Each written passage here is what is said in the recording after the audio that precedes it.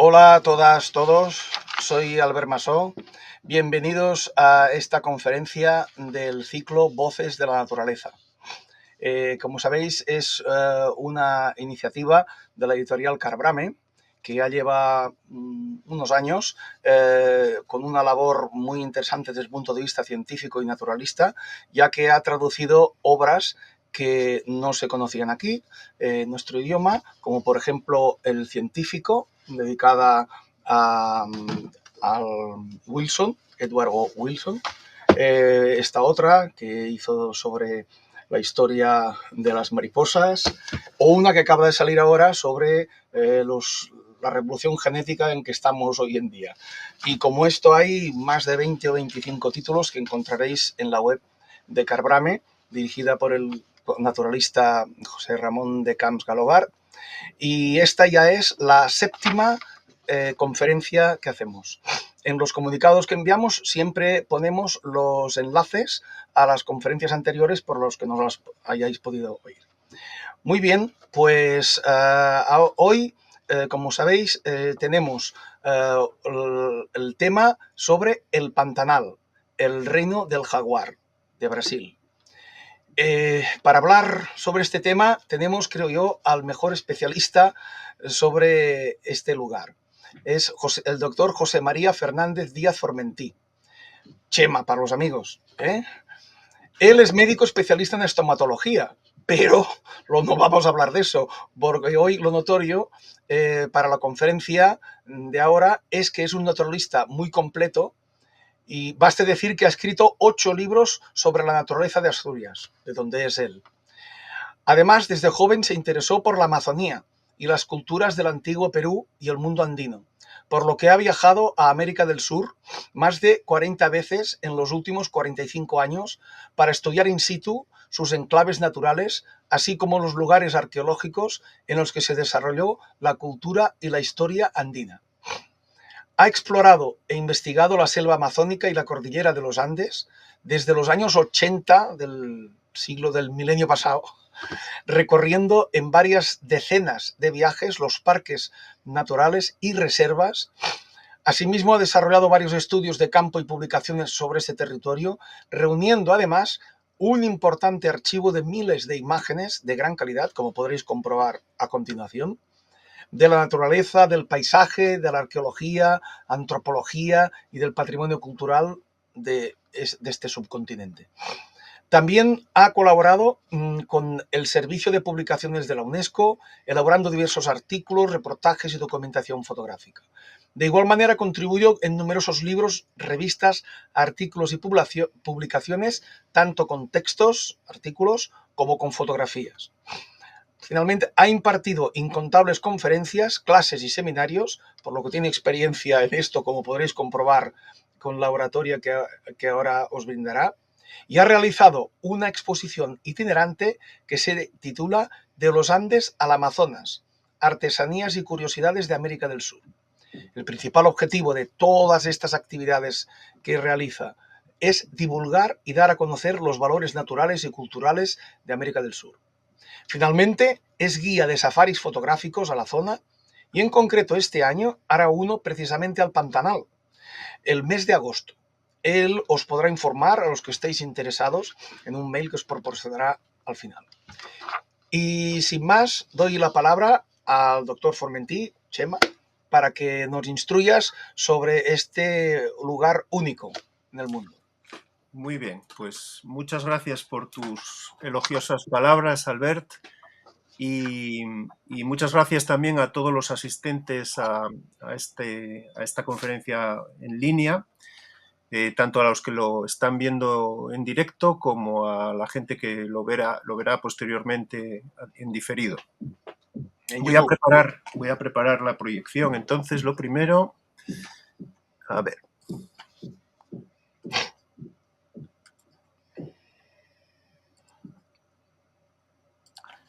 Bueno, vamos allá. Se ve más o menos, ¿no? Sí, sí. Bueno, Sí.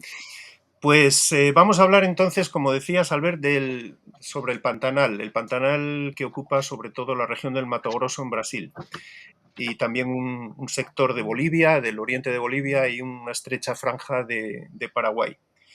El Pantanal es el mayor humedal del planeta, está situado en el corazón de Sudamérica, como vamos a ver, y atesora, digamos, la mayor densidad, si no biodiversidad, sí densidad de aves y mamíferos en todo el subcontinente de América del Sur. Me refiero, como digo, sobre todo a la cantidad de vertebrados que allí se ven, especialmente aves y mamíferos, y que lo hacen pues el mejor lugar para avistamiento de vertebrados de este tipo. Vamos a comenzar por situar geográficamente el Pantanal. Está, como decía, en el centro geográfico de América del Sur, en la región del Mato Grosso. Vamos a ver. Ahí lo vemos. Está prácticamente a igual distancia del norte, del sur, del este y del oeste de la región. Y esa posición que tiene central en América del Sur hace que esté enmarcado por 4 grandes unidades geográficas que, como veremos después, van a influir mucho en su composición botánica y en su fauna. Tenemos por un lado la Amazonía al norte, que está colindando prácticamente con el Pantanal, la cuenca del Río de la Plata al sur, que es el desagüe natural del Pantanal, como vamos a ver después, los Andes al oeste, sí, perdón, y una antigua planicie rocosa, que es la meseta brasileña, de no mucha altitud, pero muy extensa, que está al este. Es un zócalo montañoso geológicamente muy antiguo. Bien, desde el punto de vista político, la mayor extensión corresponde a los estados de Mato Grosso en Brasil, Mato Grosso y Mato Grosso del Sur, ambos en Brasil, pero como decía también hay un sector que se extiende por el extremo este de Bolivia y una estrecha franja en Paraguay. En conjunto, el Pantanal supone una extensión mínima, porque no está ni siquiera muy claro cuánto se puede considerar que ocupa el Pantanal, pero como mínimo son unos 250.000 kilómetros cuadrados, que es aproximadamente como el Reino Unido, de grande. Pero hay quien considera que incluso duplica esa extensión. Entonces, es por ello por lo que se considera el Pantanal el mayor humedal del mundo. Es, por ejemplo, 10 veces mayor que el delta del Okavango en África. Bien, vamos a ver un poco más en detalle las relaciones biogeográficas que tiene el Pantanal, porque es muy interesante para comprender luego la naturaleza que se encuentra allí. Si hiciéramos un corte transversal en Sudamérica a la altura del Pantanal, pues nos encontraríamos que este es una especie de depresión que es situado entre la cordillera de los Andes al oeste y las planicies de la meseta brasileña al este. En esta depresión existió antiguamente un mar interior, el llamado Mar de Xerais, que comunicaba la región amazónica al norte con la zona de la cuenca del Río de la Plata hacia el sur. Vemos ahí también los grandes ambientes naturales o biomas que se encuentran al este del Pantanal, que sería el Chaco, los bosques secos del Chaco, y al oeste, que serían las sabanas de Cerrado y la Mata Atlántica, un bosque costero que está sobre todo en Brasil, que está muy deteriorado, me queda muy poco, pero está sobre todo en la zona de Brasil. Bien, en sentido norte-sur, las relaciones más importantes que tiene el Pantanal son, como decía, con la Amazonía al norte y con el Chaco húmedo al sur. Todas estas unidades naturales o biomas son los que van a aportar elementos faunísticos y botánicos al Pantanal. Aquí en este mapa se detalla un poco más esos biomas de los que acabo de hablar. Me gustaría resaltar sobre todo la relación que tiene el Pantanal con todo un cortejo de bosques, vamos a llamar secos, en concreto con las sabanas y los bosques secos del Cerrado brasileño, los bosques secos chiquitanos de Bolivia y el Chaco paraguayo. Los bosques húmedos estarían representados por la Amazonía y por la Mata Atlántica, que también influyen, aunque en menor proporción, fundamentalmente a través de los cauces fluviales. Y hablando de cauces fluviales, bueno, pues esta sería un poco la hidrografía del Pantanal. En cuanto a la hidrografía, vemos que el Pantanal tributa a la cuenca del Río de la Plata, las aguas del Pantanal son drenadas por el río Paraguay, que atraviesa su territorio, y es fundamentalmente esa cuenca la que va a drenar el río Paraná, finalmente hasta el Río de la Plata, al lado de Buenos Aires.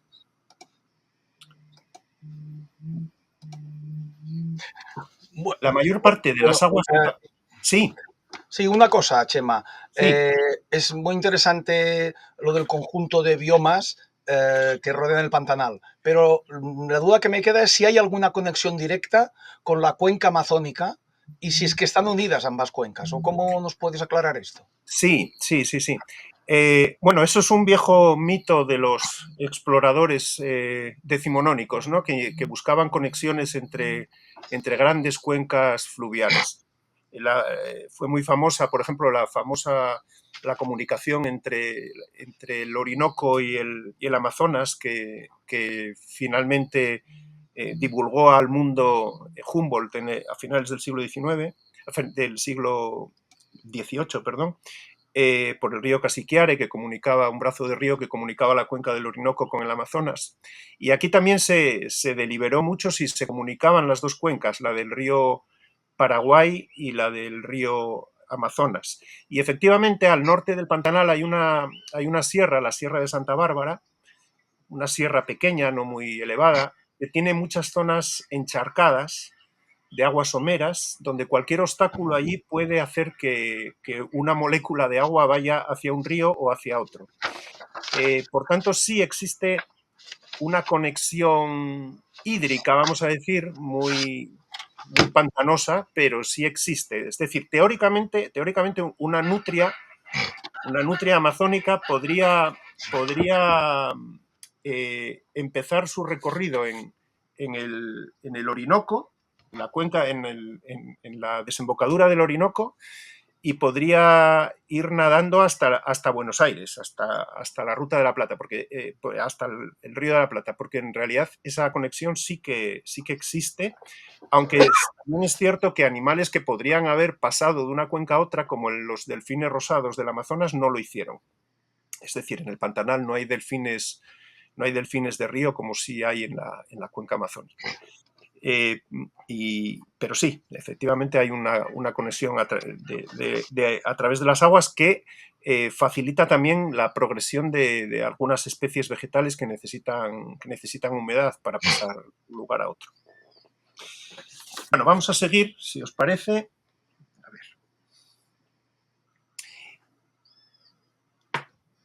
ver. Bueno, veníamos hablando del régimen hídrico del Pantanal, de la hidrografía, y el Pantanal debe su nombre a un pulso, a un bombeo estacional del agua, que hace que desde sus ríos tributarios, cuando llega la época de lluvias, entre desde el norte y el este del Pantanal, sobre todo, una enorme masa de agua a sus llanuras, que inunda la región hasta 5 metros por encima del nivel de agua habitual. Y bueno, este agua va siendo luego drenada o vaciada gradualmente por el río Paraguay, de manera que mientras que el norte del Pantanal empieza a inundarse, el sur del Pantanal todavía está con aguas en fase de ser drenadas, ¿no?, por el río. Y cuando el sur está repleto de agua, pues el norte está en un periodo ya seco, y bueno, hay esa especie de bombeo, de manera que va entrando por el norte y el este una enorme cantidad de agua, inunda el Pantanal y luego en los meses siguientes se va drenando por el sur, por el río Paraguay. La superficie anegada por el Pantanal es inmensa y fluctúa según la cantidad de lluvia que hay cada año en la cuenca, ¿no? Como el relieve es muy llano, pues entonces un solo metro más de que suban las aguas supone una inundación de cientos de miles de hectáreas respecto al año anterior, por ejemplo. Y también el vaciado, debido al poco relieve que tiene, de la poca inclinación que hay, es un vaciado muy lento, porque la caída que hay es aproximadamente de 1,5 centímetros a 3 por kilómetro. A la vez, el Pantanal funciona como un enorme delta interior, porque en realidad el río Paraguay aunque estoy hablando de ese drenaje que hace el río Paraguay, en realidad solamente drena el 18% del agua que inunda el Pantanal. El resto se evapora, o sea, son miles de kilómetros cúbicos de agua que se evaporan cada año gracias al clima semiseco que tiene el Pantanal, o bien se filtra al subsuelo. De hecho, es una de las mayores ventanas de evaporación de agua dulce del mundo, tal vez la segunda después de la cuenca amazónica. Cuando las aguas se retiran, en lo que los brasileños llaman la seca, quedan de nuevo superficies muy grandes descubiertas de llanuras, sabanas y bosques secos, paradójicamente inundables. Las aguas ahí fluyen ya solamente por los ríos principales en esa estación seca y esto va a traer consigo una gran concentración de fauna en sus riberas. De manera que en el Pantanal tenemos un mosaico de hábitats que viene condicionado por su elevación sobre el río y el tiempo de la anegación por parte de las aguas, ¿no? Así, por ejemplo, hay zonas que están suficientemente elevadas como para no quedar inundadas a modo de islas y otras zonas extensas que sí lo hacen y lo están incluso durante varias semanas o meses del año. Cuando bajan las aguas, pues entonces quedan al descubierto esas sabanas y bosques inundables, lagos, caños, todo un mosaico de ambientes pantaneiros. Bien, estos pulsos estacionales que tienen de inundación y de seca, junto con la topografía, pues nos crean ese mosaico que vemos en esta imagen aérea, una parte de ello, vamos, vemos ahí un río con un bosque de galería o de ribera alrededor, y al lado pues zonas de matorral, de sabanas, de cerrado, etcétera. Y más o menos durante esta proyección lo que vamos a ir viendo va a ser los principales tipos de ambientes que nos ofrece el Pantanal y la flora y fauna asociada que tiene. Vamos a comenzar por las sabanas del Cerrado. En Brasil se llama cerrado a un bioma de sabanas y praderas que están intercaladas con arbustos, con bosques secos y que se extiende no solo por Brasil, sino por parte de Bolivia y de Paraguay también. Tiene unos 2 millones de kilómetros cuadrados el cerrado, es decir, unas 4 veces la superficie de España. Y están sometidas los cerrados, estas sabanas, están sometidas con frecuencia a incendios naturales o causados por el hombre. Muchas de estas sabanas de cerrado hoy están transformadas por la ganadería, que en el Pantanal es de bastante importancia, porque estamos hablando que solamente en el Pantanal hay alrededor de 5 millones de cabezas de ganado. Como vemos, forma parte importante del paisaje estos termiteros que vemos con forma de torre apuntada, que en Brasil llaman capinceiros, y que pueden superar los 2 metros de tamaño y a la vez sirven también de refugio para aves, para mamíferos, reptiles invertebrados. Y hay una curiosidad que tienen estos termiteros y es que son bioluminiscentes. Y eso se debe a que de noche hay unas larvas de un escarabajo que son bioluminiscentes y emiten luz durante la noche. Estas larvas se ponen en la superficie de estos termiteros para con su luz atraer a termitas voladoras que son de las que se alimentan. Consecuencia de la abundancia de termitas y de hormigas que hay en estas sabanas de cerrado, pues se abundan también y son frecuentes sus consumidores, como los armadillos o como el oso hormiguero gigante, que es este que vemos aquí, que tiene unas grandes garras para abrir esos cupinceiros y que lo hacen temible incluso para el jaguar. Aunque el jaguar mata osos hormigueros, es una presa conflictiva para él por las garras temibles que tiene. Tiene un hocico alargado y una lengua pegajosa que le permite hurgar en esos hormigueros para alimentarse de hormigas y de termitas.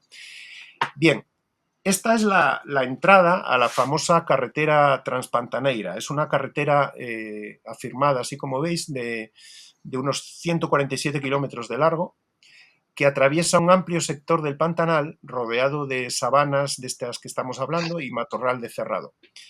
También haciendas ganaderas, pantanos y tal. Bien, el trayecto hasta el final, que es Porto Jofre, una población a la orilla de un río importante allí, pues es una ruta excelente para avistar fauna de estos ambientes, de estos biomas de cerrado. Este sería el paisaje típico alrededor de la Transpantaneira, con un árbol muy emblemático de este lugar, que es el ipé rosa, que tiene una floración preciosa, espectacular, al final de la estación seca, poco antes de que broten las hojas. Y hay una versión amarilla de este árbol, que es el ipé amarillo, este que vemos aquí. Y respecto a la fauna, pues una especie muy emblemática de las sabanas de cerrado del Pantanal sería el mayor ave de América, el ñandú, que es un gran corredor que alcanza los 70 kilómetros por hora. También es una buena corredora a la que veis ahí a la derecha, la chuña patirroja, que es como una especie de correcaminos que rara vez levanta el vuelo, corre y busca invertebrados, insectos, algún reptil. A la derecha, a la izquierda vemos una estilosa garza chiflona que también busca en estos herbazales insectos y lombrices. Aquí vemos algunos pájaros habituales en las sabanas y matorrales del cerrado pantaneiro, como el jilguero dorado, este que veis a la izquierda, que a veces lo capturan como pájaro de jaula. El cardenal crestado, que se ve a la derecha, es un pájaro difícil relativamente de ver, no es demasiado fácil verlo. Y aquí sí, estas dos sí son dos aves muy comunes en las sabanas, en los cerrados, que es la paloma montaraz, está en buena parte además de la América tropical, y la cotorra argentina, que la vemos aquí en su hábitat natural original, que como saben, pues en ciertas ciudades de Europa es un problema por aves que se soltaron y que están consideradas ya especies invasoras en algunas ciudades, producto de esa liberación como ave de compañía. Pero aquí en el Pantanal está en su ambiente natural. Estas son otras dos especies que son comunes en las zonas semiabiertas y bordes de bosque del cerrado, el tordo músico y la tangara palmera. Y estos dos, bueno, aquí vemos el tordo gigante, que es un ave parásita que parasitiza a la que vemos a la derecha, que es el cacique, el Caficus cela. El tordo gigante, a diferencia del cuco nuestro, por ejemplo, su pollo no expulsa a los huevos o a los pollos del nido que parasitiza, que son esos nidos colgantes del cacique, pero sí lo crían los caciques. Los tiránidos pues son otra gran familia de aves americanas que suelen cazar insectos al vuelo desde sus posaderos. También comen algún fruto.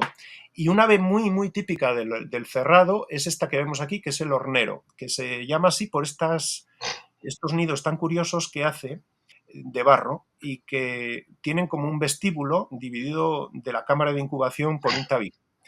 Parece ser que es un sistema que disuade o engaña a los depredadores que se quedan en el vestíbulo, que lo encuentran vacío y no entran más adentro, como por ejemplo serpientes.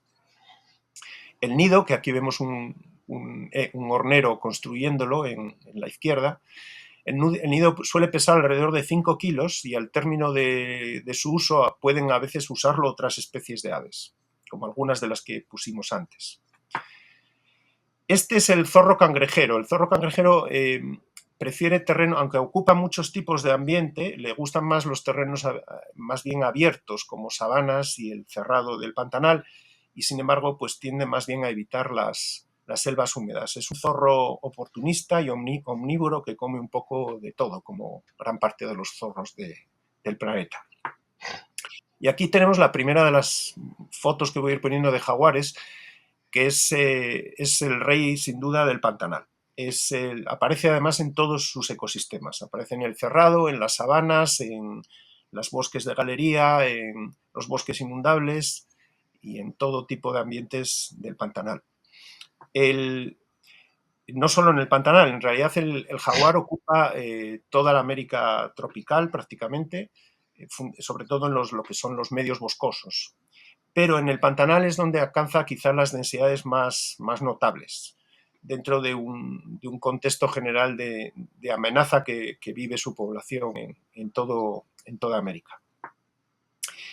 El jaguar es el mayor depredador americano y tiene la fuerza de mordida más potente de todos los felinos. O sea, son unos 500 kilos de la mordida, unos 681 newtons, y eso es la mordida más potente de los felinos en relación a su tamaño, porque la del tigre es algo superior, pero el jaguar es considerablemente más pequeño en tamaño.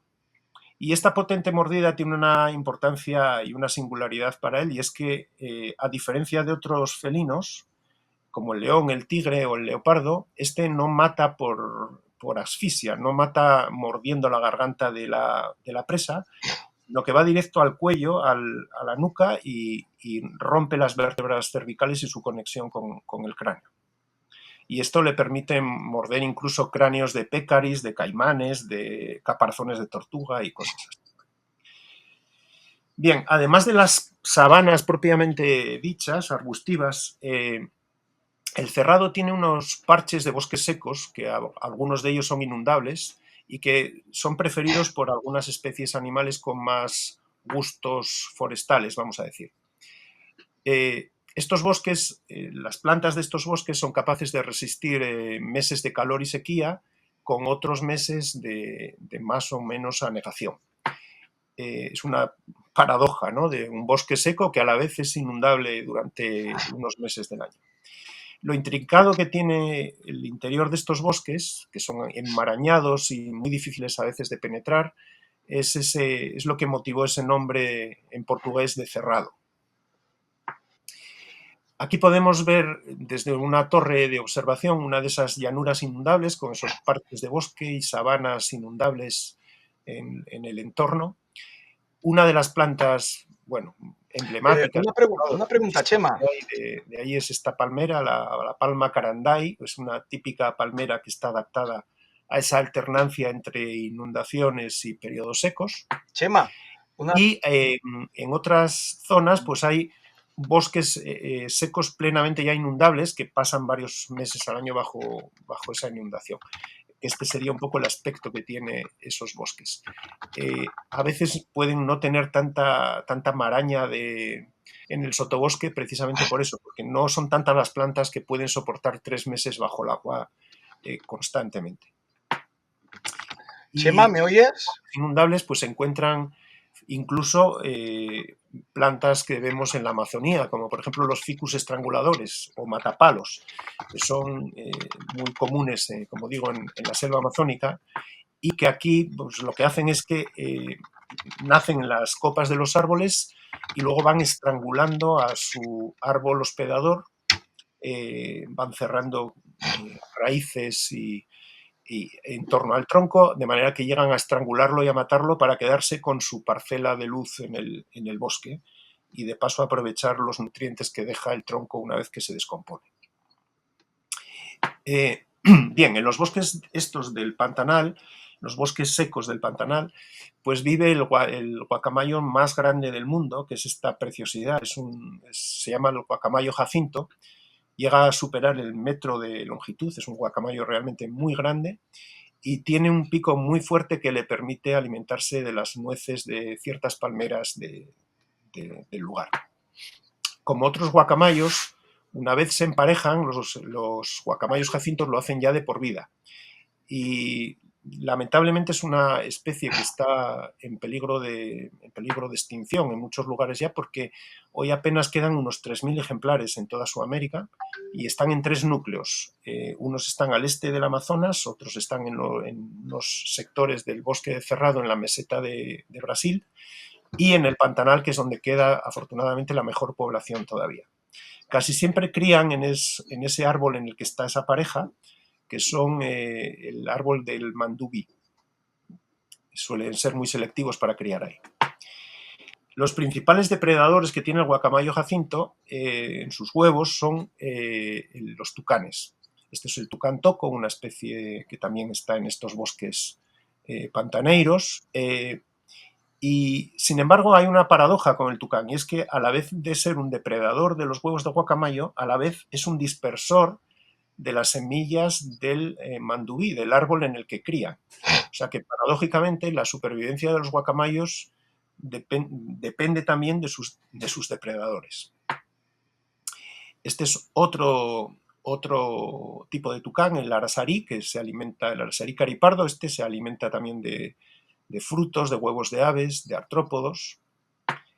Y esta es la charata. La charata es una pava grande, emparentada con nuestras gallinas, que es tremendamente ruidosa. Por las mañanas en el pantanal es una algarabía la que montan en los árboles tremenda. Y los lugareños hacen una onomatopeya con su canto, de manera que dicen que el macho dice quiero matar y la hembra dice quiero casar. Pero es una algarabía tremenda la que montan por la mañana, sobre todo.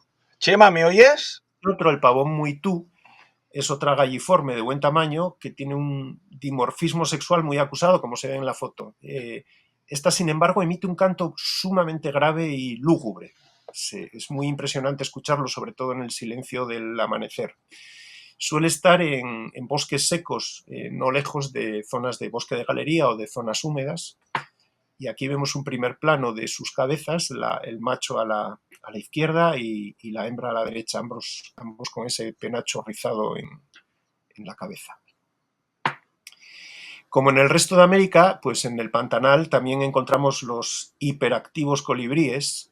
Aquí vemos una especie, la Macilia listada, que es difícil de ver porque se encuentra justo aquí en el Pantanal, en el límite sur de su área de distribución. El halcón reidor es un consumado cazador de serpientes. Este es una presa de sus favoritas, las culebras y serpientes. A las serpientes venenosas, de hecho, les corta directamente la cabeza. Es un buen aliado de las aves más pequeñas con ello, porque les elimina depredadores de sus nidos. Aquí vemos un carpintero, el carpintero blanco, que es habitual también en estos bosques de Cerrado y del Chaco seco. Y esta es una ave muy curiosa, un nictibio, concretamente el nictibio grande. Hay varias especies de nictibio, este es el más grande, el Nictibius grandis, que también se le llama pájaro estaca. Es un ave muy mimética que parece prolongar las ramas en las que se posa. Y desde ellas, por la noche, pues levanta el vuelo a cazar insectos al vuelo, incluso algún murciélago. El coatí es un depredador generalista que está relacionado con el mapache de Norteamérica y que incluso puede trepar a los árboles en busca también de nidos, de aves, de frutos y de lo que pille. Come prácticamente de todo. Hay monos también en el Pantanal. En concreto, bueno, estos son unos muy característicos en estos bosques secos del Pantanal, también en los bosques de galería. Este concretamente es un tipo de aullador, el aullador negro, llamado allí carayá, y como otros aulladores, pues emite unos sonidos guturales muy impresionantes para aunar el grupo y marcar el territorio. Y vemos que tiene una gran diferencia entre el macho y la hembra, un marcado dimorfismo sexual. Aquí vemos más en detalle el macho, que es negro, y la hembra de un color beige. Otra especie de mono muy habitual en el Pantanal, el capuchino de azara, es un mono muy social, inteligente, es realmente listo este mono, y que se alimentan sobre todo de fruta, de néctar, de flores, de hojas, de invertebrados. Este en concreto era un macho que estaba buscando larvas de escarabajos xilófagos en un tronco muerto, arrancando la madera muerta y buscando larvas para comérselas. Y cuando un grupo familiar recorre, por ejemplo, un bosque de ribera en algún río, pues hay peces incluso que los siguen para aprovechar los frutos y los restos que caen al agua desde el dosel. Los capuchinos de azara son monos que rehuyen totalmente el agua. Y si necesitan bajar a beber, son sumamente cautelosos. Y siempre, mientras unos están bebiendo, siempre hay uno que está montando la guardia. La corzuela colorada, que es otro animal que se ve aquí en estos bosques secos cercanos al Cerrado, es un pequeño venado que se encuentra en los herbazales y en los bordes de bosque del Cerrado, aunque procura no alejarse de zonas con agua. Suele estar ramoneando brotes de plantas, sobre todo en la estación seca, y come incluso flores caídas de los hipés y de otros árboles. Aquí vemos de nuevo el jaguar, que acecha a sus presas con frecuencia desde lo alto de un árbol. Perdón. ¿Qué?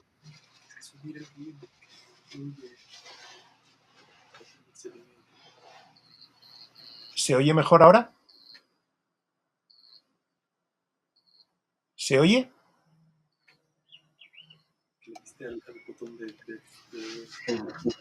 ¿Tú me ¿Sí? oyes a mí ahora, Chema? Sí, te oigo, sí. Ah, vale, es que antes no me oías. Vale, vale. No sé qué ha ¿Qué se pasado. había dejado de oír o qué? Sí, sí. No, a mí no me oías. No pasa Ah, nada. vale, No pasa vale, nada. vale, vale. Entonces, era porque cuando has hablado del cerrado, yo he hecho ¿Sí? muchos safaris en África y una de Ajá. las cosas que más sorprende a las primeras veces que vas es los incendios relativamente frecuentes que se hacen en la sabana africana. Y era para saber si en el cerrado eh, pues también se producen o ahí no hay este fenómeno. Sí, sí, sí, efectivamente. En el cerrado también nos encontramos como sabana que es, pues la influencia de los incendios es muy importante y las adaptaciones supongo que son bastante parecidas a las que tú ves en las sabanas africanas por parte de las plantas.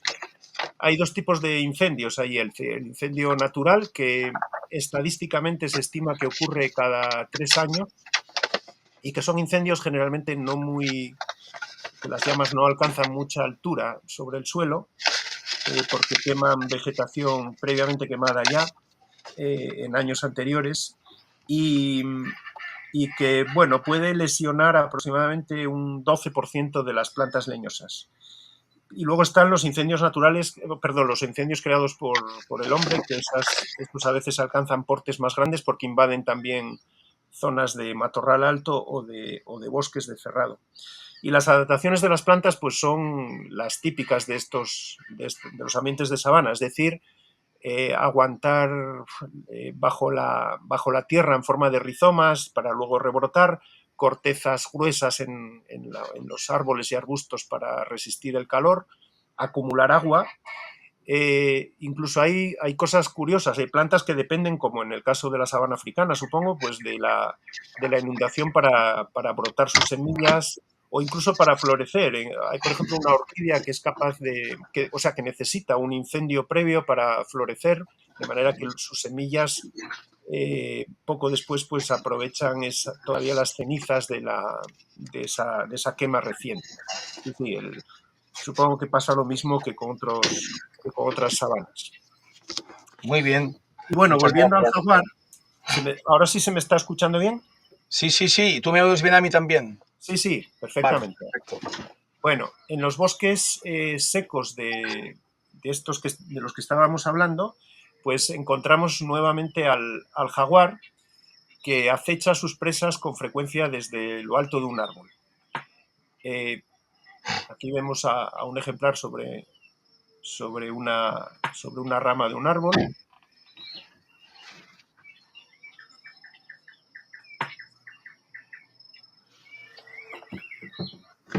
Bien, en el Pantanal se les encuentra a veces descansando en una rama, como esta hembra que los guías la llamaban Margot.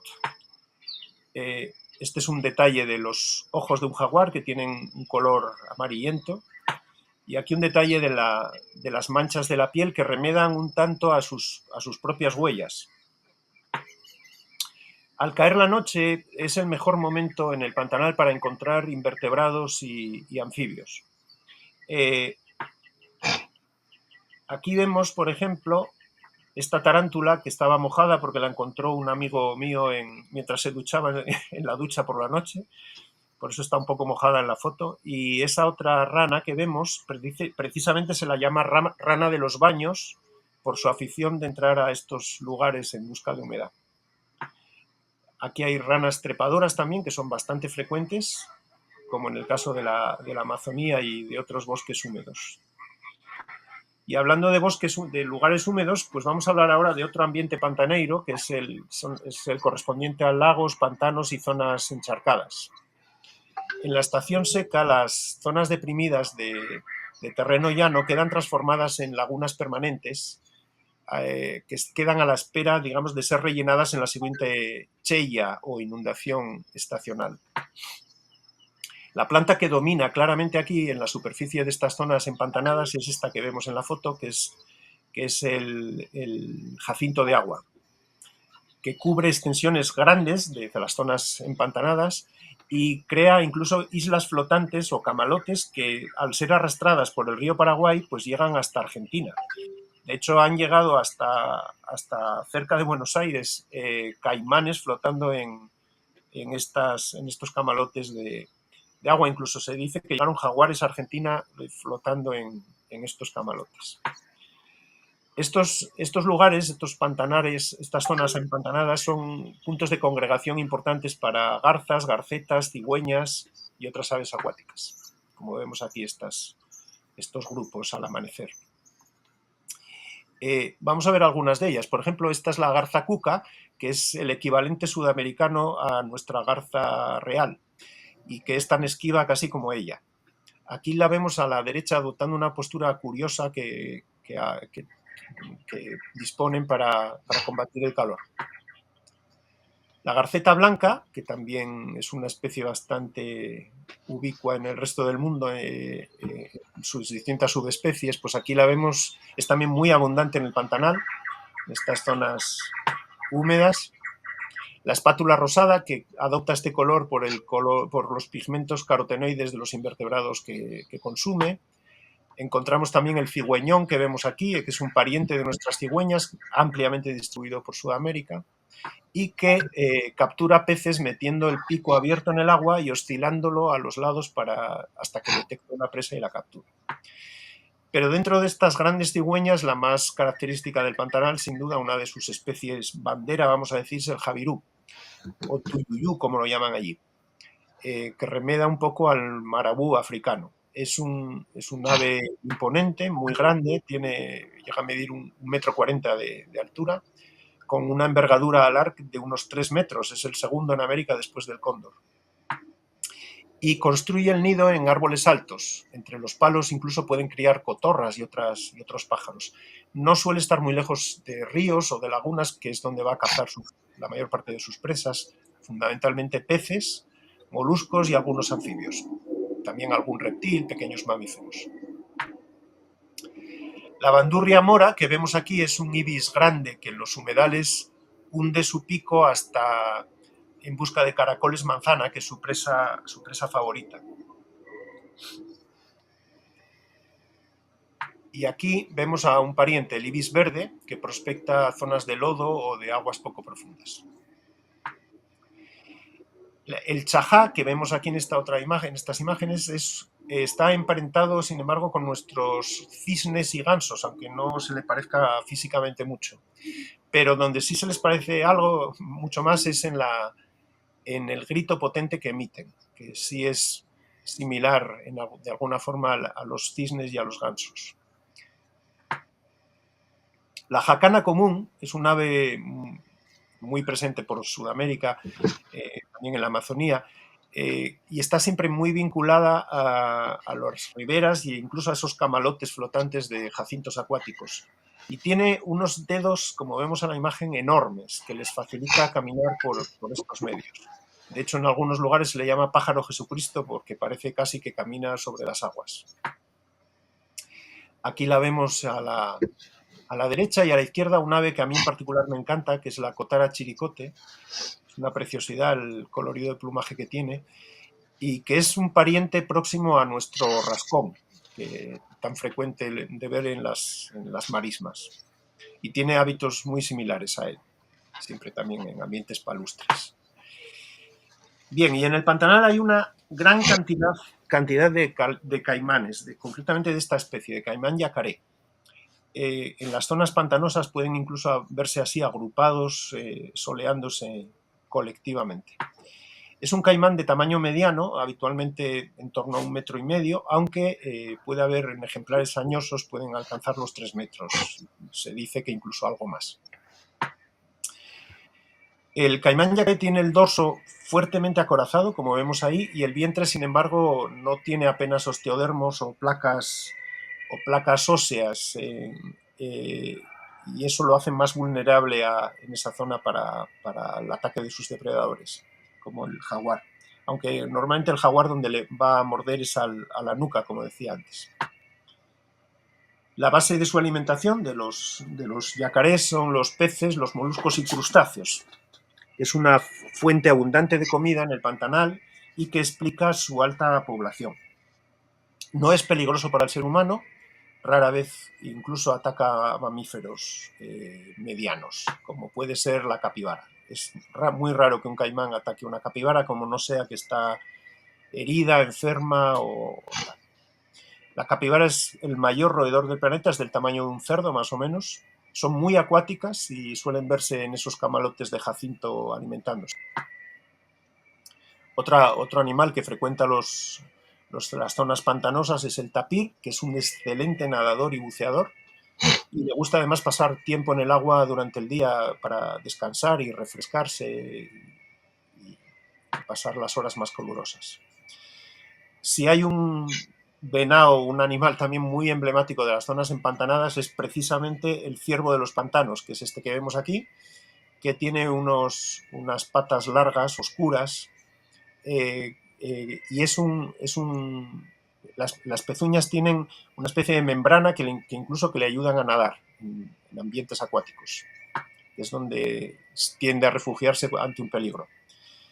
Acude también a estos lugares, a los sitios empantanados con jacintos, a alimentarse, y algunas aves insectívoras lo usan de posadero. Vemos en la pata un tiránido, en una de sus patas traseras, y aquí en esta otra foto pues fue una garcilla bueyera. Como decía, es un buen nadador y hábil para huir de sus depredadores, en concreto del principal que tiene, que es el jaguar. Por supuesto, en estas zonas empantanadas volvemos a encontrar al jaguar, que siempre, como digo, lo encontramos en todo tipo de ambientes, y que además el jaguar en estos lugares se meten los propios camalotes de jacinto a nadar entre ellos, intentando sorprender a alguna presa, generalmente un caimán o una capibara. Como decía, a diferencia de la mayoría de los felinos, el jaguar adora el agua. Es un animal que se siente perfectamente en ese medio. Nada y bucea muy bien, y esto le permite atacar a caimanes, a capibaras y a otros animales. En cuanto a los pájaros habituales en estas zonas, pues aquí vemos dos de ellos, la viudita dorsinegra y el vienteveo chico. Ambos son insectívoros. Este otro es el angú, una ave muy bonita también, que nace en estas riberas herbosas y en jacintos de los camalotes, y que tiene una curiosidad, y es que los jóvenes que salen de cada nidada ayudan a sus padres a alimentar a los hermanos de la siguiente nidada, y esto les hace aprender a ser unos padres excelentes para cuando ya se independizan. Aquí vemos a un angú usando una capibara como oteadero desde el que caza insectos al vuelo. El hormiguero colibandeado que vemos aquí es muy interesante. Este pájaro es uno de las muchísimas especies que hay de hormigueros. Concretamente un ave amazónica que encuentra en el Pantanal su límite sur y que busca en las orillas insectos y arañas, pero tiene otra singularidad a la que le debe el nombre, y es que sigue a las columnas de hormigas guerreras y hormigas legionarias para capturar a los insectos que escapan aterrados de esas hormigas. Cuando levantan el vuelo, pues el hormiguero que va por encima de la columna de hormigas los captura. Este otro, el caracolero, es otro depredador, es otro de los depredadores que capturan el caracol manzana, ese que aquí vemos un inmaduro en la derecha que tiene un caracol recién capturado, y que lo perfora con el pico y luego saca la carne del interior de la concha sin tener que abrirle el opérculo.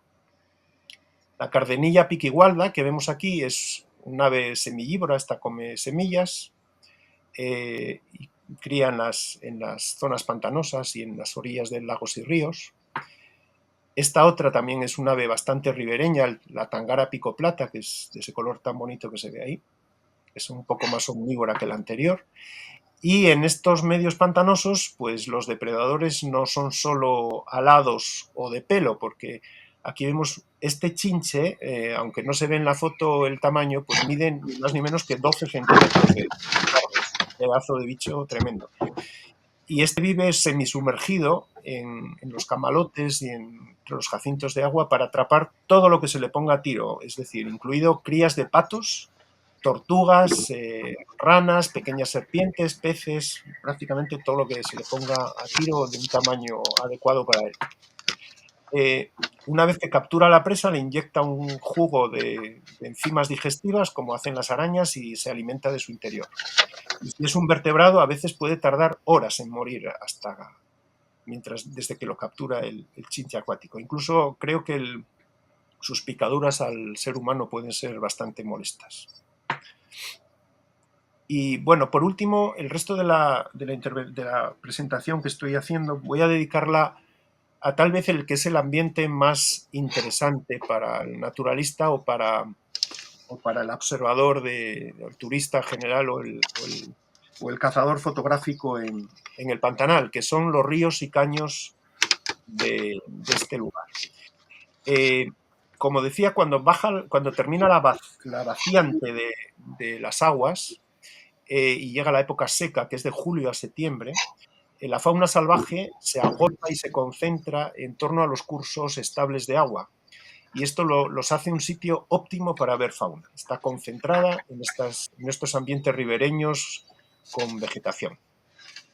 Y en estos meses los bosques de las riberas de los ríos y de los caños, pues son muy destacables en ellos estos árboles que vemos aquí, de color amarillo, el cambará, que tiene unas flores amarillas muy bonitas, o estos otros que son de color rojo o rosado, que son lo que llaman allí el guacamayo. En otros lugares de América se les llama la tangarana o palo hormiga, porque es un árbol que se asocia a ciertas especies de hormigas que se llaman de fuego por su dolorosísima picadura, y que el árbol pues les da albergue dentro de sus tallos huecos, y entonces las hormigas le protegen de larvas, de intrusos que quieran entrar a comerse hojas del árbol, e incluso le limpian a veces el sotobosque alrededor para que no tenga competencia con otras plantas. Las flores de los cambarás, que nuevamente vemos aquí, son polinizadas por los colibríes. Son árboles, además, pioneros en recolonizar zonas deforestadas, porque aguantan periodos secos moderadamente bien, si son periodos secos no muy áridos o no muy prolongados, los aguanta bastante bien. En algunos meandros de los ríos se generan playas de arena como estas que vemos aquí, que es el lugar que escogen algunas aves para anidar o las tortugas acuáticas para desovar. El charrancito que vemos aquí, el charrancito amazónico, cría directamente sobre la arena sin hacer nido. Y esto es sorprendente porque lo confía todo al mimetismo de sus huevos y de sus pollos. La verdad es que es sorprendente, a mí me parece sorprendente que consigan prosperar en un ambiente en un medio tan expuesto como este y tan visible dada la abundancia de depredadores que pueden tener aquí. Sí es cierto que los padres son muy agresivos con los intrusos que se acercan, y también ayuda que los pollos son nidífugos y en cuanto casi salen del huevo, al poco van corriendo a la playa a esconderse, desde la playa a esconderse en la vegetación cercana. Aquí vemos también a la izquierda un ave muy playera, que es la ave fría de Cayena. Y como en las zonas palustres, los caimanes y yacarés son muy abundantes en las riberas de los caños y de los ríos. No son peligrosos para el hombre, aunque los más grandes pueden, como decía, alcanzar unos 3 metros. La base de la alimentación son los peces, los crustáceos y los moluscos, que no les escasean en el Pantanal, sobre todo los peces. Aquí vemos, por ejemplo, un yacaré que está comiéndose un pacú, uno de los peces más valorados por los pescadores, porque está realmente rico este pez. Y aquí estaba el caimán comiéndose uno. Otro grupo de peces muy habituales y frecuentes en el Pantanal son estos, que son los bagres, los siluriformes en general, que agrupan a los bagres y a los peces gato, y que son muy reconocibles por sus bigotes, esa especie de bigotes que tienen en el extremo del hocico. Y aquí, pues, por ejemplo, vemos un caimán yacaré Bueno, los peces gato de los que hablo pueden medir más de 1,5 metros y pesar 60 kilos, o sea, se pueden ser bastante grandes. Y son, como decía, presas bastante habituales de los caimanes. Aquí vemos uno que está devorando un pez gato, que está rodeado por buitres o gallinazos a la espera de atrapar algún pedazo que se le cae. Ahí vemos otra imagen de ese caimán con su pez gato. Y aquí son los gallinazos quienes se comen al caimán. En este caso era un cadáver flotando en las aguas cerca de la escena anterior, de un caimán muerto. Este es otro caimán yacaré que estaba también devorando un pez gato, que lo supe dentro de ese amasijo de carne por esas barbas que se le ven ahí, en la parte derecha. Los caimanes tienen muchos dientes, pero la función que tienen es exclusivamente prensil, es decir, solamente les sirve para atrapar la presa. No son realmente capaces de masticarla. Pueden desgarrar algo y zarandearla y partir pedazos, pero no trituran en realidad. Entonces, para ir despiezando la captura, pues deben zarandear la pieza y desprender algún fragmento que puedan luego tragar. Aquí en concreto es una toma de uno, pues en el momento de engullir un amasijo de carne y huesos de un pez gato. Bueno, aquí tenemos a otra consumidora, vamos a decir, profesional de pescado, que es la nutria gigante amazónica. Es la mayor especie de nutria del mundo y ocupa, como su nombre indica, la cuenca amazónica, y llega por el extremo sur de su área de distribución hasta el Pantanal. Aunque globalmente está muy amenazada, en el Pantanal todavía es cierto que quedan bastantes grupos familiares. Viven en grupos de 4 o 8 individuos, esas familias, y como sus congéneres europeos son muy sociables y les encanta jugar. Están en sus ratos de ocio jugueteando entre ellas sin parar.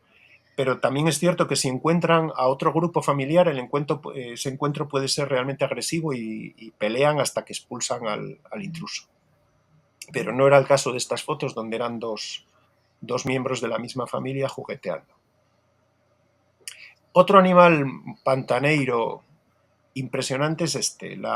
Es la mayor serpiente del Pantanal, que es la anaconda, pero no es exactamente la anaconda verde, tan más frecuente en la Amazonía, sino una especie diferente de anaconda, que es la anaconda amarilla. No es tan grande, como digo, como la verde, pero aún así alcanza unos respetables 4,5 metros, aunque hay incluso citas no muy bien comprobadas que hablan de 6 y 7 metros. Come la anaconda verde, la anaconda amarilla, pues puede comer venados, puede comer pecaríes, grandes roedores, aves, peces, reptiles, incluso caimanes jóvenes. Pero hay veces en los que la situación se invierte y el cazador es cazado. Y esta fue una suerte bastante grande que tuvimos, porque el propio guía, era un guía experimentado que llevaba muchos grupos al Pantanal, pues dijo que era la primera vez que veía algo así, que era un caimán yacaré comiéndose una anaconda amarilla. De hecho, era una anaconda amarilla grande, porque el caimán era grande también, y cuando lo encontramos, pues apenas ya podía tragar más, tenía el estómago lleno y le quedaba como 1,5 metros de anaconda todavía por tragar. Y todavía estaba como esperando a digerir parte de lo que había tragado antes de acabar con el resto que le quedaba. Y de hecho, cuando pasamos por el mismo lugar, como 1 hora y pico después, pues ya se había metido en el agua y le quedaba todavía unas decenas de centímetros de cola por acabar de tragar. Bien, las capibaras forman grandes grupos familiares, como decía antes, y son muy reconocibles por ese hocico cuadrado que tienen y macizo. Tienen los machos una especie de placa, de una glándula sebácea ahí en ese morro para marcar el territorio familiar, y son roedores muy acuáticos que nadan y bucean muy bien. En tierra además también corren con rapidez. Entonces, según de dónde les venga su depredador, pues se tiran a un medio o a otro.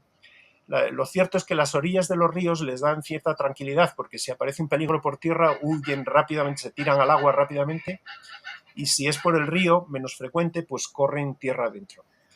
Los caimanes no son de temer para ellas, porque aunque supongo que eso, que un ejemplar herido o moribundo, pues no es desdeñado por los caimanes. A quien sí temen las capibaras, por supuestísimo, es al jaguar, porque domina perfectamente los dos medios, el terrestre y el acuático.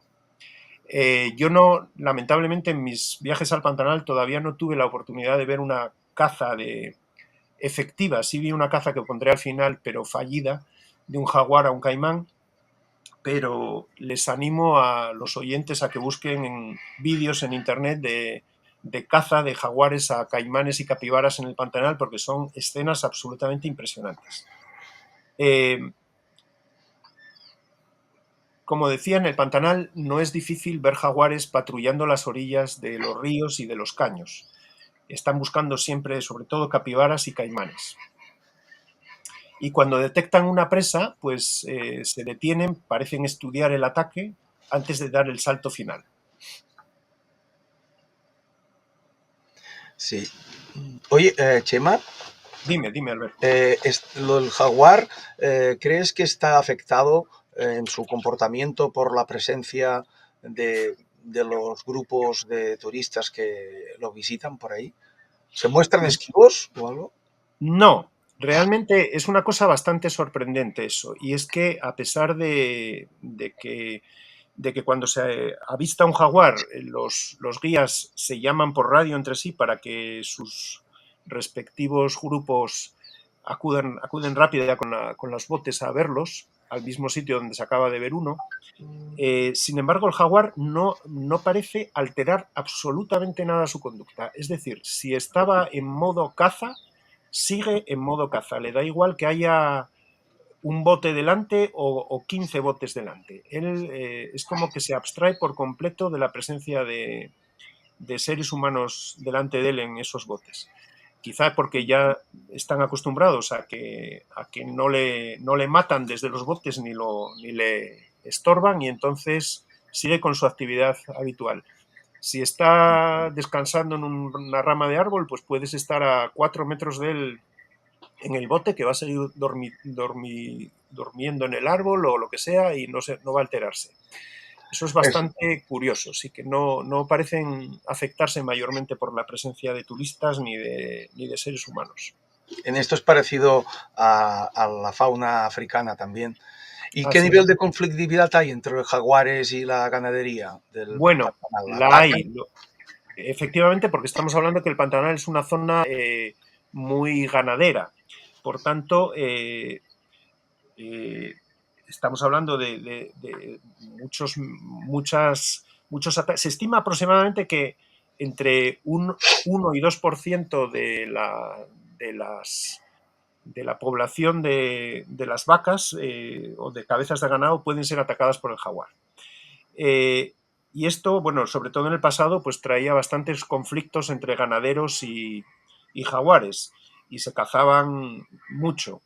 Lo que ocurre es que en parte el chip está cambiando porque están viendo que realmente, bueno, hay otras amenazas más directas y más importantes para el ganado en el Pantanal que el propio jaguar, como las enfermedades, incluso las picaduras de serpientes venenosas, enfermedades del propio ganado, y se puede actuar mucho más ahí para evitar tantas pérdidas de cabezas de ganado que propiamente matando jaguares. Y es que además muchos propietarios de haciendas en el Pantanal tienen parte de sus instalaciones las dedican al ecoturismo, es decir, a alojar a turistas que vienen a ver fauna en el Pantanal.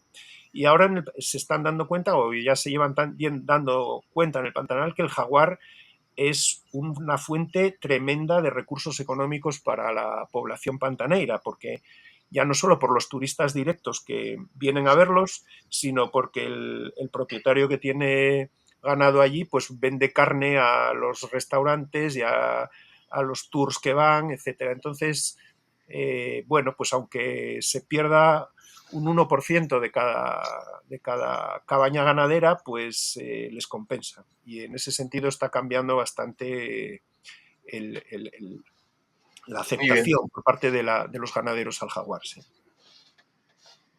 Bueno, vamos a continuar. Decía que, bueno, que están en las orillas de los ríos, el jaguar está habitualmente cazando, buscando presas. Como comentaba, le gusta el agua y entonces no tiene mayor problema para desenvolverse por ella y nadar y bucear y lo que haga falta. Esta hembra, por ejemplo, en concreto no estaba aquí buscando presas, sino estaba buscando a una de sus crías que no había cruzado el río con la otra. Tenía dos crías, una había cruzado el río, la otra no. Y entonces aquí esta hembra estaba buscando a su hermano que había quedado al otro lado del río y lo encontró. Este era el pequeño jaguar travieso que ya aquí había cruzado el río con su madre para reunirse con su hermano. Algunas aves que vemos en los ríos pues son, por supuesto, los martines pescadores. Hay 5 especies de martines en el Pantanal, todos ellos también presentes en la Amazonía, como estos dos que vemos aquí, el pescador amazónico y el pescador verde, o estos otros, que es el verdirrufo, a la izquierda, que es uno de los más difíciles de ver en el Pantanal, al contrario que el otro que vemos al otro lado, que es el gigante, el martín pescador gigante. El turpial matico, que vemos a la derecha, y la golondrina ley blanca son también aves amazónicas que encuentran su frontera de distribución en el sur, en la zona del Pantanal. La golondrina que vemos esa a la izquierda pues, suele patrullar el río a la caza de insectos al vuelo y es frecuente verla posada en las ramas sobresaliendo del agua. Los garrapateros pues son aves que reciben su nombre por alimentarse de las garrapatas del ganado y de los animales salvajes, como esta capibara, que lógicamente pues aceptan encantadas la presencia de estas aves para desparasitizarlas. Hay unos lugares que son especialmente cautivadores para un naturalista, que son los corixios, lo que llaman allí los corixios, o caños o brazos de río que drenan aguas desde zonas estancadas o desde zonas inundadas hasta ríos mayores. Estos sitios son absolutamente deliciosos para recorrer en bote porque hay mucha tranquilidad, el agua está muy tranquila y además una enorme cantidad de fauna. Los corixios pueden conectar ríos con lagunas, ríos con zonas inundadas, con pantanos, con otros ríos cercanos, sobre todo en los periodos de crecida. Y como decía, las aguas aquí fluyen lentas y son sitios sensacionales para ver animales y además como muy relajantes. Aquí en la época seca es frecuente que se vean esta maraña de raíces de árboles ribereños que quedan expuestos al bajar las aguas. Aquí vemos una pava, la pava goliblanca, que recientemente, en 2022, acaba de ser elevada de subespecie a la categoría de especie y que se alimenta de frutos, sobre todo de palmeras. Y al lado vemos unos murciélagos que se colocan de esta manera en la parte de troncos inclinados hacia el río. Bueno, pues en la parte que mira al agua se colocan en hilera, como vemos ahí. Estos también se encuentran en la Amazonía, este tipo de murciélago, el murciélaguito narigón se llama. Aquí vemos la ave tigre colorada, que es una garza discreta que suele vivir en los caños de curso lento o en pantanos. Y al lado el martinete común, que tiene una distribución mucho más amplia, en concreto, bueno, en Sudamérica hay una subespecie distinta a la que tenemos aquí. Y el jacamará colirrufo, que vemos aquí, pues es un ave neotropical que remeda más en los hábitos y en el nicho ecológico a otras del viejo mundo, como es el caso de los abejarucos en nuestro ambiente, ¿no? Como ellos cazan al vuelo libélulas, mariposas y avispas. Y como nuestros abejarucos también, pues hacen nidos en los taludes terrosos de los ríos o de lugares de estos corixios o caños. Hay dos rapaces frecuentes en las riberas fluviales, como estas que vemos aquí, el busardo colorado, que se ve con mucha frecuencia en el Pantanal, una aguililla pequeña de cabeza blanca que es muy bonita y que caza sobre todo peces y ranas. Y al otro lado vemos el gavilán urubitinga, que es mucho más difícil de ver y que come todo tipo de presas, sobre todo serpientes, pero también lagartijas, aves, carroña y un poco de todo. Las aningas son aves muy emparentadas con nuestros cormoranes y que, como ellos, basan su dieta en los peces. Es frecuente verlas nadando con el cuerpo semisumergido y levantando la cabeza fuera, el cuello y la cabeza. Por eso se le llama también pato aguja o pato serpiente. Tiene un plumaje, como los cormoranes, tiene un plumaje semipermeable que le obliga a secarlo de esta manera, extendiendo las alas al terminar su inmersión. Y hablando de cormoranes, pues aquí tenemos al cormorán neotropical. En este caso, este ejemplar había capturado un bagre en un caño pantaneiro, y los bagres son peces sudamericanos que tienen una ventosa bucal para ramonear algas y materia vegetal. De hecho, se les usa a veces en acuariofilia para limpiar los acuarios. Aquí se aprecia en este detalle la ventosa bucal y los dientes con los que ramonea esas algas. Y también vemos el pico ganchudo que tiene el cormorán para evitar que se escapen estas presas tan resbaladizas que son los peces.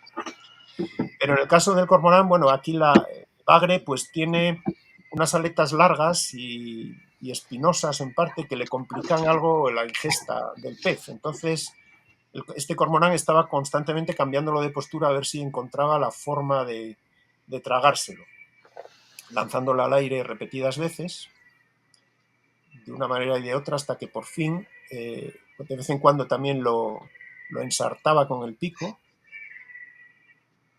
hasta que, bueno, finalmente consiguió tragárselo. Y esta nutria gigante que vemos aquí también había capturado un bagre, pero como vemos, la nutria no se complicaba tanto la vida como el cormorán. De hecho, lo hacía con las manos palmeadas esas que tiene y lo mastica a toda velocidad. Lo tritura entre sus muelas carniceras. Es habitual que las nutrias coman el pescado de esta manera, triturándolo lateralmente.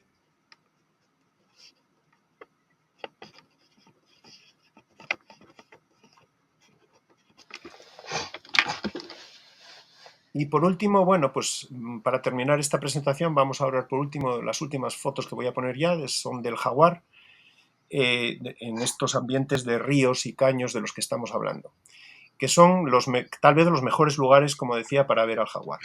Cuando descansa, pues por ejemplo, acostumbra a trepar a una rama baja, y como decía, además, los botes se acercan bastante a él porque no le perturba a lo más mínimo. Él, si quiere dormir, va a seguir durmiendo, y si quiere desperezarse, lo hará también. Esta habituación que tiene a la presencia humana en los ríos, pues la verdad es que a mí me dejó bastante sorprendido.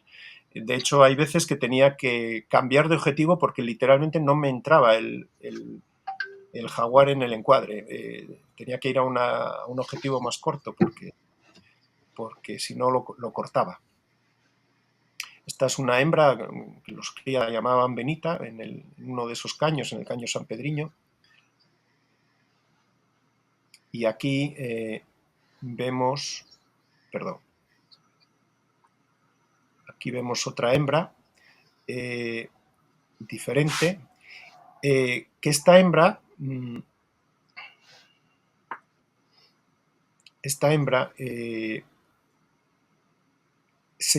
era muy interesante porque tenía cachorros cerca de la orilla. Y de hecho iba a descansar a este árbol después de amamantarlos, y era muy curioso porque se le veían de las mamas todavía gotear la leche. Tenía unas crías escondidas en la vegetación. Las crías no llegamos a verlas, pero la madre de vez en cuando bajaba de la rama y se iba a amamantar a sus cachorros.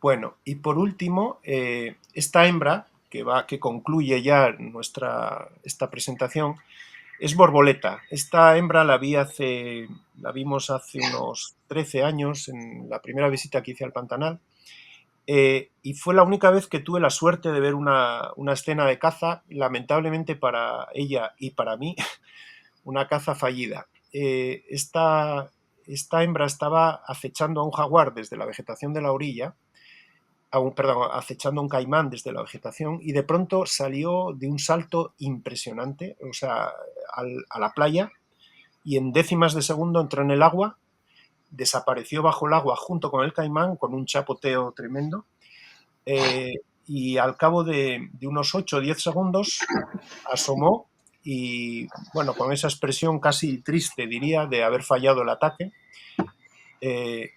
pese a que el jaguar es tal vez el felino que más porcentaje de éxito tiene en sus intentos de caza, ¿eh?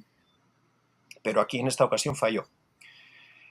Esta vez no pudo ser y entonces, bueno, salió del agua a la playa del Caño en el que estaba, se sacudió el agua, se sentó algo menos de un minuto a descansar delante de nosotros y después, pues, se levantó con calma y se fue caminando por el caño en busca de más presas. A veces se abandonaba la ribera del río, del caño, y se metía en el bosque de ribera y pasaba allí más desapercibido, costaba verlo a veces, aparecía y desaparecía, y regularmente volvía nuevamente a asomarse entre la vegetación de la orilla para buscar nuevos caimanes o capibaras o lo que hubiese. Y la verdad es que nos brindó un rato espectacular viéndola recorrer la vegetación en busca de presas.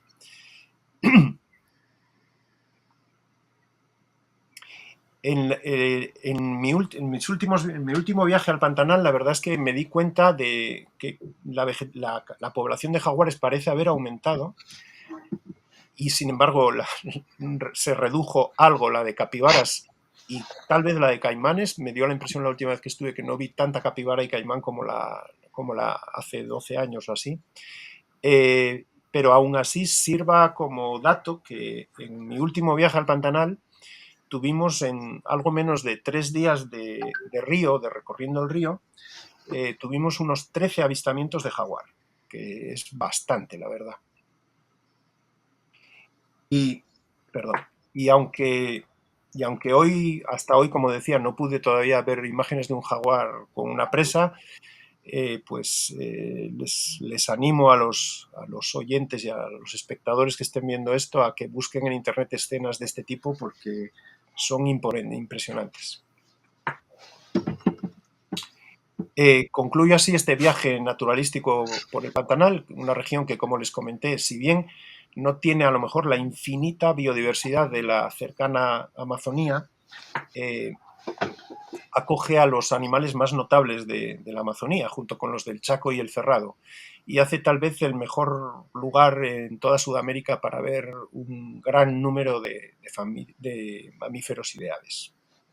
Pues muchas gracias por su atención y quedo atento a las preguntas o a comentarios que les pueda interesar. Pues muchas gracias, Chema. Ha sido muy, muy buena realmente tu charla, dando una visión muy completa, muy general de lo que es el Pantanal inicialmente y después los ecosistemas, cómo funcionaban y también especie por especie, qué papel jugaban. Sabed todos los que estáis siguiendo que podéis hacer preguntas escribiéndolas en el chat. Entonces nos enteraremos de que queréis hacer una pregunta y el doctor Formentí os podrá contestar, ¿de acuerdo? Podéis escribirlo.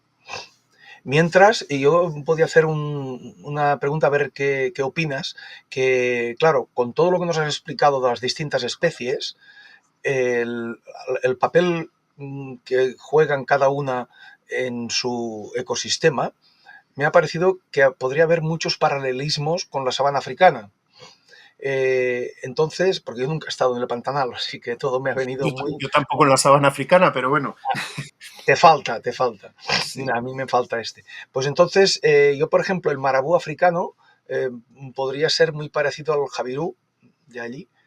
El jacamar podría tener un papel parecido al del abejaruco. El ñandú tuyo que has comentado antes con el avestruz, este parece bastante evidente. Sí. La chuña batirroja que has hablado con el pájaro secretario o serpentario, que, Sí.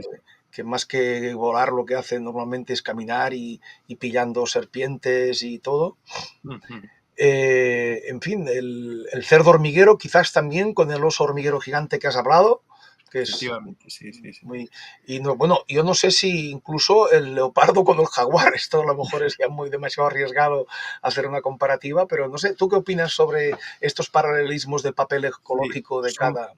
son absolutos. Es una cuestión, yo creo, de convergencia evolutiva Ah, y tal vez incluso de parentesco filogenético, ¿eh? Porque no hay que olvidar que África y América del Sur formaron parte de un mismo continente hace cientos de millones de años, antes del Cretácico, estaba unido todo y luego fue cuando se separaron ambos continentes. Y bueno, pues claro, lógicamente pues tienen antepasados comunes algunos de ellos, pero otros a lo mejor no tanto, pero sí convergencia evolutiva, porque ocupan el mismo tipo de ecosistema, digamos, y su nicho ecológico dentro de él, pues acaban adoptando costumbres y hasta morfologías parecidas, ¿no? Y sí, sí, esos paralelismos que dijiste yo creo que son muy, muy acertados. sí, Y sí. hay más, ¿eh? El jaguar no sé si compararlo exactamente al leopardo o Al al propio guepardo, león dentro al de la león. sabana, porque es el superdepredador, el jaguar. Hay otros felinos importantes también depredadores ahí, como el puma, del Bueno, que no hablé, pero yo decía el leopardo porque, claro, por el las león manchas. caza en manada, mientras Sí, que sí, sí. tanto el leopardo como el Sí, jaguar son depredadores solitario. solitarios. Por eso me parecía Sí, más... en ese sentido sí, en ese sentido sí es cierto. Pero bueno, incluso sus formas de caza son completamente diferentes, ¿eh? Ya, ya, ya. El jaguar caza al acecho, no es un cazador de carrera. El jaguar está acechando o bueno, o va buscando, pero el ataque final no lo hace después de una carrera, tras una presa. Se intenta acercar acechando todo lo que puede y el ataque real es un salto. Por eso digo que en esos vídeos, que son algunos de ellos impresionantes, se ve como pega un salto o Sí, como sí, mucho dos, sí, una sí, breve carrera rapidísima y hasta que atrapa a la presa. sí, sí. Pues de hecho el leopardo también a veces caza al acecho, ¿eh? Yo lo he visto Sí, incluso saltar desde su rama del árbol, tirarse directamente sobre la presa que pasa por debajo, ¿eh? A sí, sí, veces, sí, sí. otras Algo veces a la parecido a carrera. lo que hace el jaguar, En cambio, el guepardo este sí que siempre es a la carrera. El corriendo, leopardo sí, sí. este sí que es muy totalmente distinto que el jaguar. Sí, Mira, el nombre de jaguar viene, como decía, del tupí guaraní, que significa el que caza de un salto. el que caza de un salto. Muy bien, muy bien. Mira, hay una pregunta. Si hay, me pregunta directamente uno si hay ataques, se han detectado ataques de jaguar a humanos. No, Nunca se han vamos a ver, detectado. no, lo dije muy rápido. El jaguar no es potencialmente peligroso para el ser humano. Solamente como casi todos los animales así carnívoros grandes, eh, el peligro que puede tener un jaguar es o bien que esté herido y acorralado, o bien en un momento de una cacería que se siente atosigado por perros, por cazadores, por tal, y bueno, pues ahí podría eventualmente agredir a un cazador si se lo encuentra, o si es una hembra con crías y siente que las crías pueden estar amenazadas, o también, bueno, potencialmente podría ser peligroso si está hambriento y se está alimentando de una presa en ese momento y aparece un individuo a molestarle, pues a lo mejor también. Si se le interrumpe la comida puede ser conflictivo. Pero quitando esas situaciones, los ataques de jaguar al ser humano son contadísimos.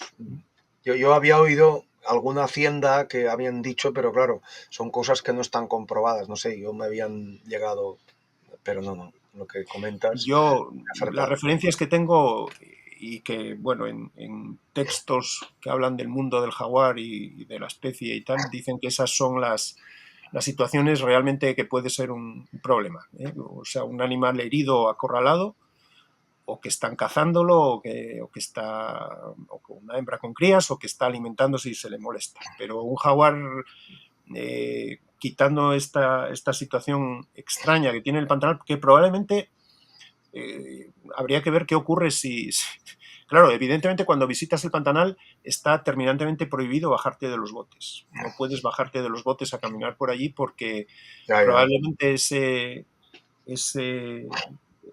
ese pasotismo que tiene el jaguar respecto a los turistas que le están viendo desde un bote, a lo mejor desde un turista caminando por la ribera ya no sería el mismo.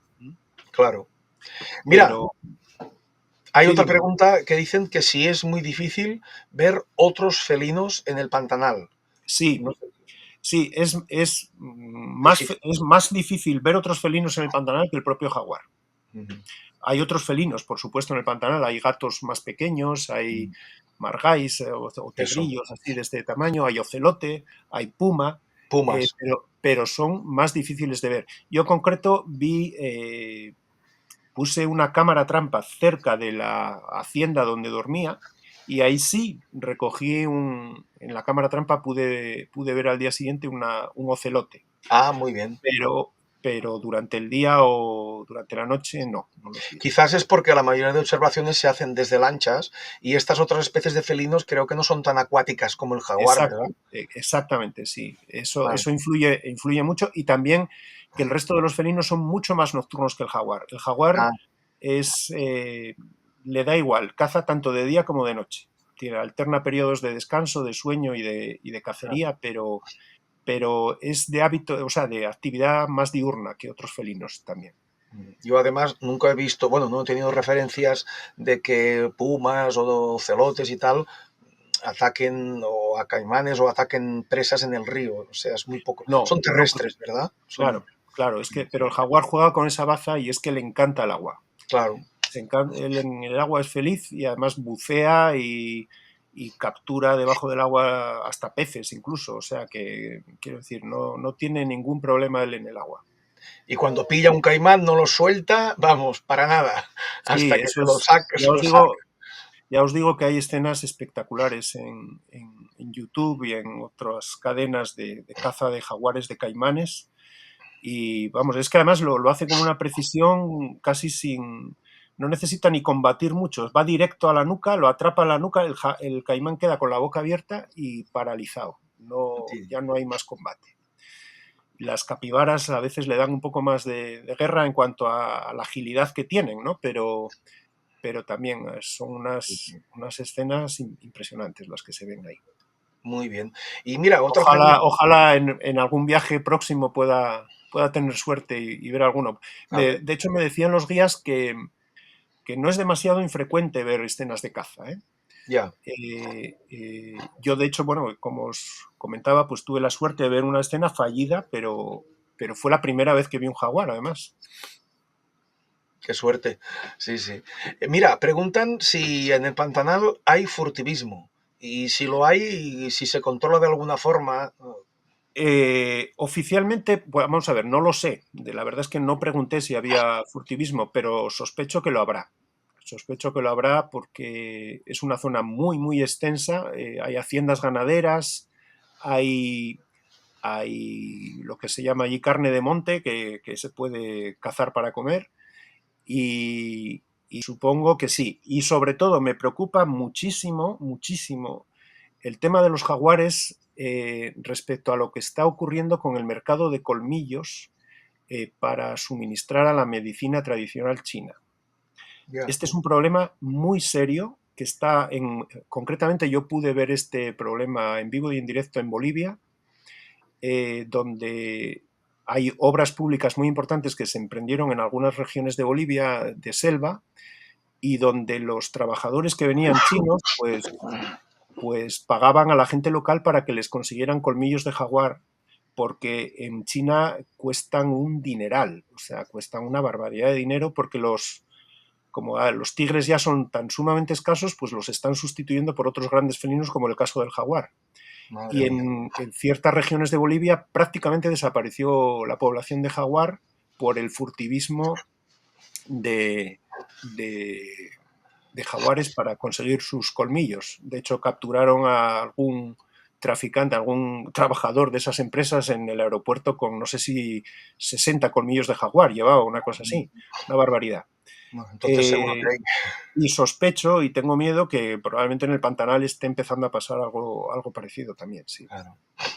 Bueno, esperemos que se pueda controlar de alguna forma o limitar. De Eh, momento no tengo noticias directas sobre eso, tampoco las busqué mucho, pero no me extrañaría que acabara ocurriendo. ya. Mira, hay una pregunta muy precisa que dice un oyente que la corzuela, si era Sí, mazama americana o mazama guazovira, porque dice que quedó tapada, no lo ha visto bien. era la americana Ah, la que vale, puse. pues muy bien, ya está respuesto, la mazama americana, Gracias. la que estaba en la foto. Muy bien. Bueno, pues parece que ya no hay más preguntas. Lo has dejado, por tanto, todo muy claro. Me alegro. Entonces, llevamos hora y media, que era, habíamos previsto una hora y la gente ha aguantado 90 minutos, ¿eh? Así que es Muy bien. mérito tuyo porque lo hemos podido hacer gracias a que es online, porque si fueron las presenciales tenemos que terminar antes porque Claro. finaliza el horario. Pues nada, entonces que sepáis todos que seguiréis recibiendo información de las próximas. La del mes que viene, eh, el mes de mayo será sobre el mundo de los hongos y el siguiente sobre la revolución de las bacterias. Ya, ya os lo iremos anunciando.